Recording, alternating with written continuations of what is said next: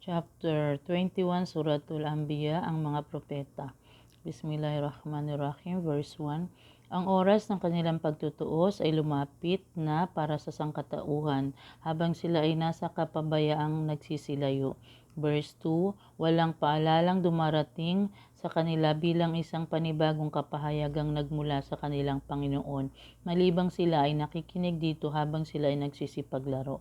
Verse 3, sapagkat ang kanilang mga puso ay abala sa makamundong kasiyahan at yaong mga gumagawa ng kamalian, kanilang itinatago ang kanilang sarili ng usapan na nagsasabing, ano nga ba itong si Muhammad, maliban sa isang taong katulad lamang ninyo, kaya kayo ba ay magsisilapit sa salamangkad bagaman ito ay inyong malinaw na nakikita?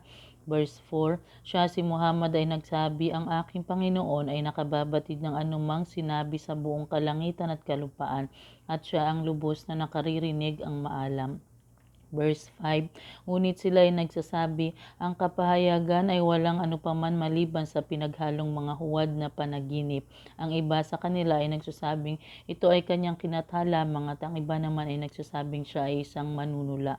Kaya hayaan siyang magpakita sa atin ng isang katibayan katulad ng mga naunang sugong ipinadala na may dalang himala. Verse 6, walang isang bayan na aming winasak ang naniwalang nauna sa kanila bagaman sa kanilang nasaksihan ng mga babala. Kaya sila ba ay maniniwala? Verse 7, at wala kaming isinugong nauna sa iyo, O Muhammad, maliban na sila ay mga lalaking aming pinagpahayagan ng mensahe. Kaya inyong tanungin ang mga taong pinagkalooban ng kapahayagan kung ito ay hindi ninyo nalalaman. Verse 8, at sila mga propeta ay hindi namin ginawa na may katawang hindi kumakain ng pagkain o sila ay walang kamatayan sa mundo. Verse 9, pagkaraan aming tinupad para sa kanilang pangako at sila ay aming iniligtas at yaong aming nais at aming binasak ang mga mapagmalabis. Verse 10, ang katiyakan aming ibinaba o ipinahayag sa inyo ang isang aklat, ang Quran. Sa loob nito ay isang paalaala o karangalan para sa inyo, kaya hindi ba kayo makauunawa? Verse 11, at ilang bayan ng bayan o pamayanan na di makatarungan ilang bilang ng bayan o pamayanan na di makatarungan ng aming sinira, at pagkaraan dito ay aming pinalitaw ang ibang bagong mamamayan. Verse 12, kaya ng kanilang mahiwatigan o makita ang aming kaparusahan kapag sila ay nagsitakas mula rito. Verse 13, ang ibang anghel ay nagsabi, huwag kayong magsitakas bagkus kayong magsibalik sa dating karangyang ipinagkaloob sa inyo at sa inyong mga pamamahay upang sakali kayo ay tanungin. Verse 14, sila ay nagsabi, kasawian sa amin, katotohanan kami ay naging mga mapagawa ng kamalian. Verse 15, kaya itong kanilang paghuhumiyaw ay hindi nagtigil hanggang sila ay aming ginawang mistulang mga bukiring ginapas, sila ay natupok tulad ng apoy. Verse 16, at hindi namin nilikha ang kalangitan at kalupaan at ang anumang nasa pagitan ng mga ito para sa paglalaro. Verse 17, kung aming ninais lamang na kumuha ng libangan, kami ay maaaring kumuha nito mula sa anumang nasa aming sarili, kung tunay nga na aming gagawin ang gayon.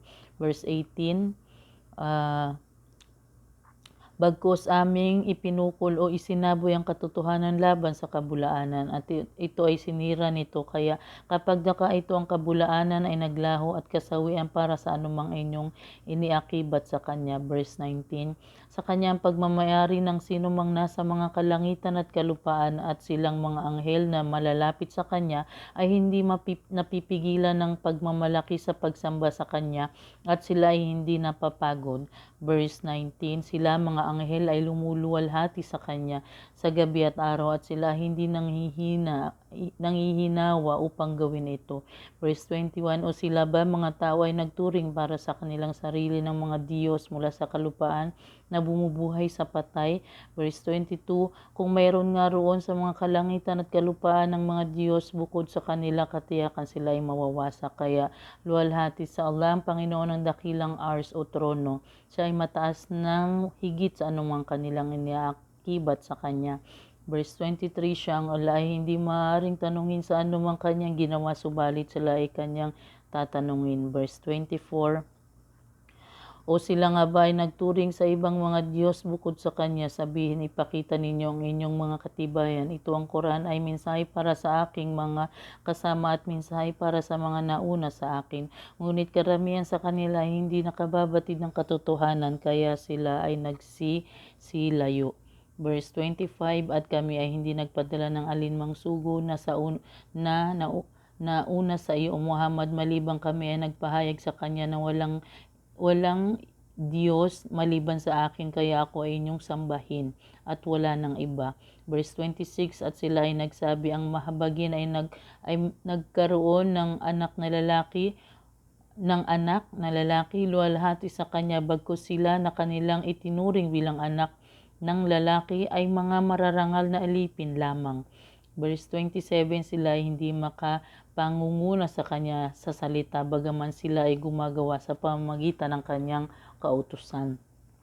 Verse 28, kanyang nababatid ang anumang kasalukuyan nangyayari sa kanila at ang anumang nangyari pagkaraan nila, at sila ay hindi makapamamagitan maliban sa isang kinalulugod niya, at sila sanay ng kanilang takot sa kanya ay nababagabag. Verse 29, at sino mang kabilang sa kanila ang sakaling magsabing, katotohanan ako ay isang Diyos bukod sa kanya, ang Allah, siya na nagsabi ng ganon ay nararapat naming bayaran ng impyerno. Ganyan namin binabayaran ng mga mapagawa ng kamalian. Verse 30, hindi ba nakikita niya ang mga di naniniwala na ang mga kalangitan at kalupaan ay dating magkadikit, pagkaraan ito ay aming pinaghiwalay o pinagbukod at aming ginawa mula sa tubig ang bawat nabubuhay na bagay? Sila ba sa kabila nito ay hindi pa rin maniniwala? Verse 31, at kami ang nagtirik sa kalupaan ng matatatag na mga bundok upang ito ang lupa ay hindi umugang kasama nila, at aming inilagay doon sa mga bundok ang mga lagusan, daraanan na kanilang matatawiran upang sakali sila ay gabayan sa puok na patutunguhan. Verse 32, at kami ang gumawa ng langit bilang iningatang kabubungan, subalit sila ay nagsilayo mula sa mga aya o palatandaan nito. Verse 33, at siya ang lumikha ng gabi at ng maghapon at ng araw at ng buwan, lahat ay nasa ligirang umiinog sa kalawakan. Verse 34, at kami ay hindi naggawad sa sinumang nauna sa iyo ng buhay na walang hanggan, kaya kung ikaw ay mamamatay, sila ba ay walang kamatayan? Verse 35, bawat kaluluwa ay makararanas ng kamatayan, at kayo ay aming susubukan ng may kaakibat na kasamaan at kabutihan bilang pagsubok, at sa amin kayo ay ibabalik. Verse 36,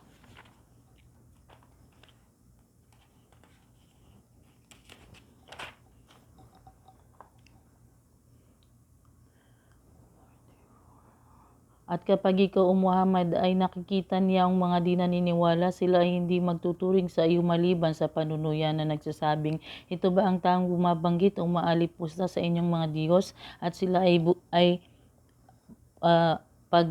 pagbanggit ng mahabagin ng Allah, sila ay hindi naniniwala. Verse 37, ang tao ay nilikha ng nagmamadali o padalos-dalos. Aking ipapakita sa inyo ang aking aya o parusa, kaya huwag ninyo akong hikayating ito ay aking madaliin.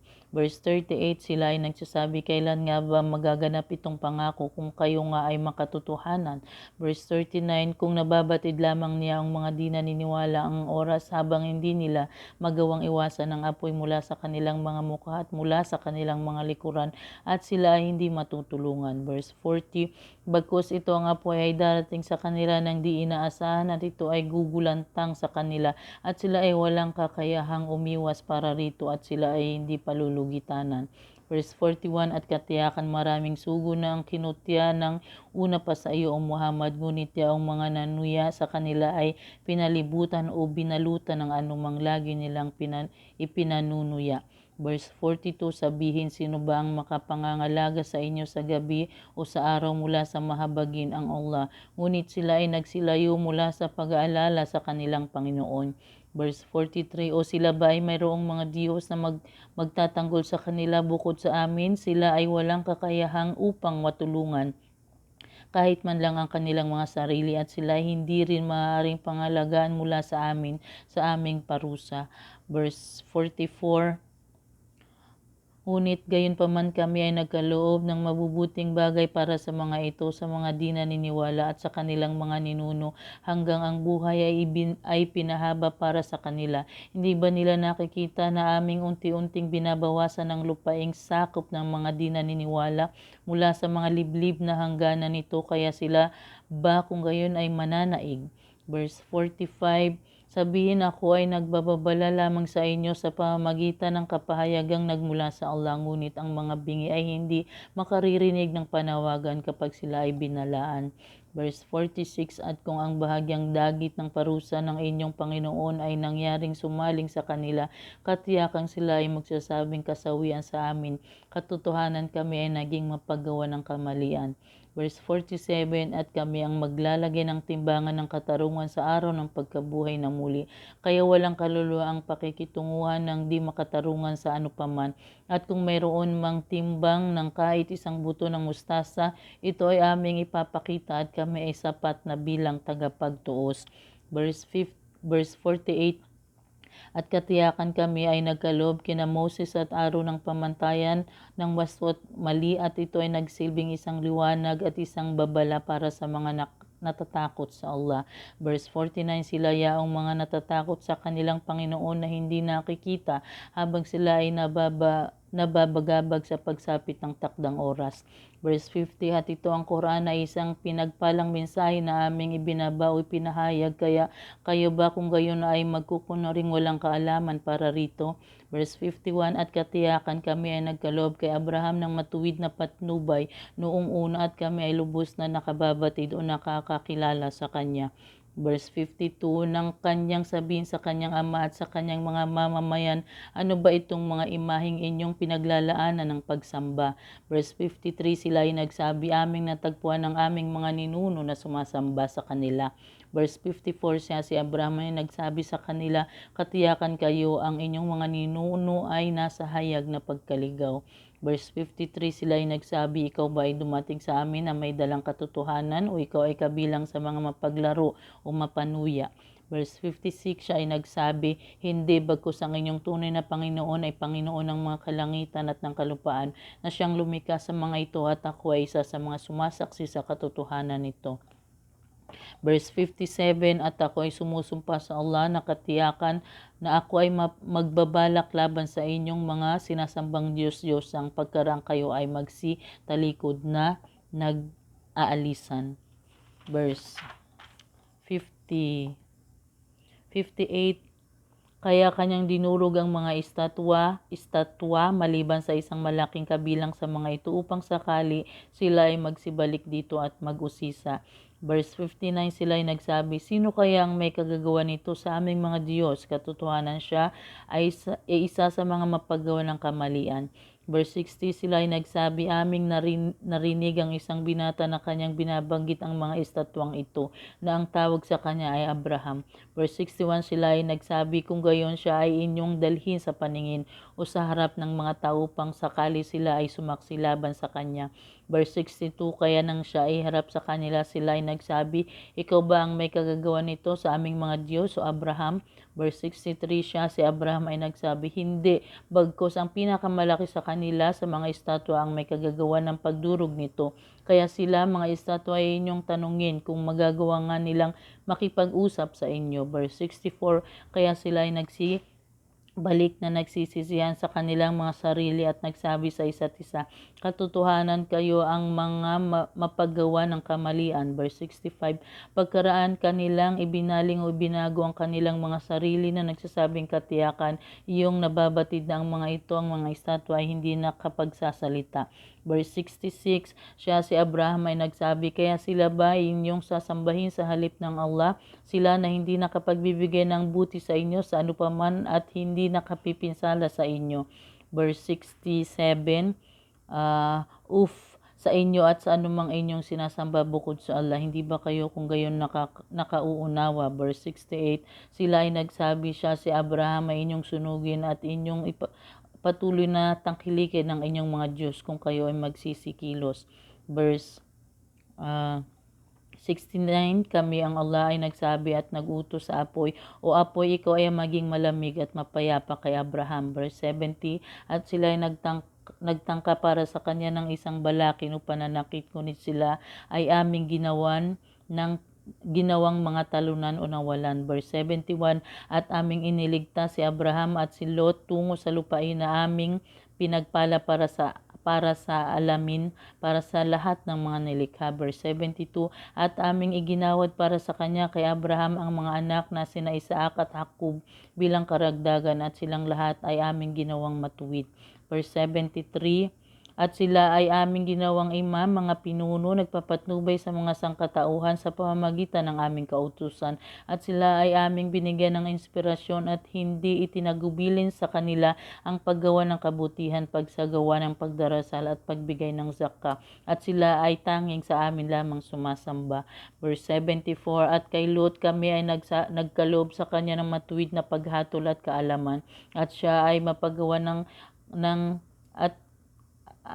at siya ay aming iniligtas mula sa bayan ng mga mapagawa ng kasamaan at kalaswaan at kahalayan. Katotohanan sila ay mga taong makasalanan at mga suwail. Verse 75, at siya si Lot ay aming tinanggap sa aming habag. Katotohanan siya ay kabilang sa hanay ng mga matutuwid. Verse 76, at banggitin mo si Noah nang siya ay manawagan noong panahon na iyon, kaya kami ay tumugon sa kanya at siya ay aming iniligtas at ang kanyang mag-anak mula sa malaking pinsala ng bahang dilubyo. Verse 77, at siya ay aming tinulungan upang siya ay makaligtas mula sa mamamayang nagtakwil sa aming aya o babala. Katotohanan sila ay mamamayang makasalanan, kaya sila ay aming nilunod ng sama-sama. Verse 78, at banggitin mo sina David at Solomon nang sila ay humatol hinggil sa kaso ng isang bukirin ng ang mga tupa ng isang mamayan ay nanalasa rito sa oras ng gabi, at kami ay naging saksi sa kanilang matuwid na paghatol. Verse 79, at aming ipinagkaloob kay Solomon ang kakayahang unawain ng kasong ito, at bawat isa sa kanila ay aming binigyan ng makatuwirang paghatol at kaalaman, at aming itinalaga ang mga bundok upang lumuwalhati sa amin kasama ni David at ng mga ibon, at kami ang siyang gumagawa niyon. Verse 80, at aming itinuro sa kanya ang paghubog ng kalasag na bakal upang pangalagaan kayo mula sa inyong mga kaaway sa pakikipaglaban. Hindi ba kayo kung gayon magiging mapagpasalamat? Verse 81, at kay Solomon aming itinalaga ang hangin, ito ay umiihip ng malakas, humahaplit sa kanyang kautusan tungo sa lupaing aming pinagpala, at kami ay lagi ng maalam sa lahat ng bagay. Verse 82, at mula sa mga demonyo o jin ang iba ay sumisisid sa dagat para sa kanya, at naninilbihan kay Solomon ng gawaing bukod pa riyan, at kami ang kanilang naging tagapagbantay sa kanilang mga ginagawa. Verse 80, Verse 83, at banggitin si Ayub ay verse 82, at mula verse 83, at banggitin mo si Ayub, Uhob, nang siya ay manawagan sa kanyang Panginoon, dumaraing. Katotohanan ng karamdaman ay dumapo sa akin, at ikaw, O Allah, ang mahabagin sa lahat ng mahabagin.